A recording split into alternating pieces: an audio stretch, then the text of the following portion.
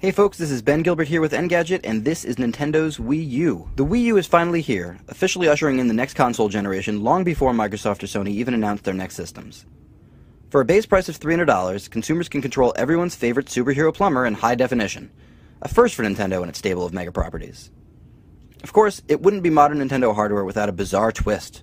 Enter the Gamepad, Wii U's gargantuan piece of risky control innovation, packing a 6.2-inch resistive touchscreen, plus a stylus, and a microphone, and a tilt sensor, and a camera, and an entire controller all built into one. The Gamepad's meant for more than its name implies, however.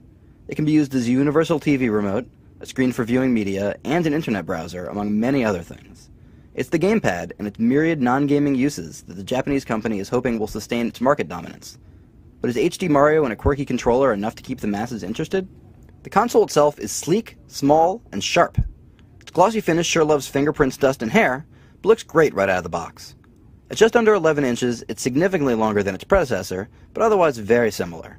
Rounded edges and an HDMI port distinguish the Wii U from the Wii visually, but it's the new IBM power-based multi-core processor and custom AMD Radeon HD GPU that separate the two. The white $300 version of the console comes packed with just 8 GB of internal flash storage, while the black $350 set arrives with 32. The 1.1-pound, 11-inch Wii U gamepad is, with few exceptions, the most complex game controller ever made. Sadly, it seems that all that innovation comes at a cost. Build quality on the gamepad is poor, and the controller overall feels cheap. It also seems that Nintendo sacrificed battery life for weight and ergonomics. While the deep ridge on the back of the gamepad makes game playing more comfortable, we'd happily trade some of that comfort for a battery that lasts longer than 3.5 hours. Build quality aside, actually using the gamepad is a delight.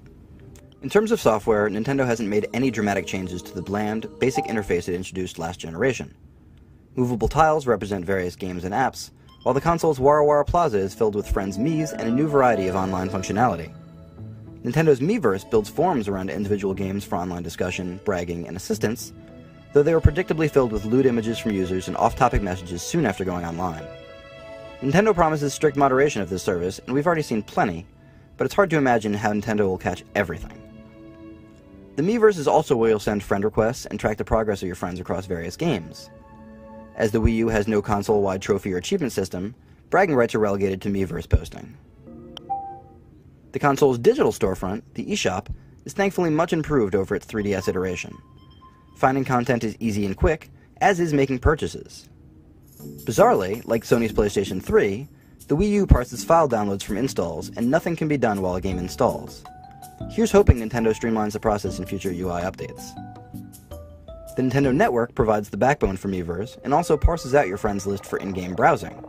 Unfortunately, actually managing that friends list can be a mess.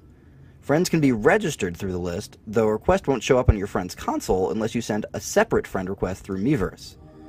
An internet browser is also included, which works fine, but nowhere near as well as a dedicated tablet or laptop browser does.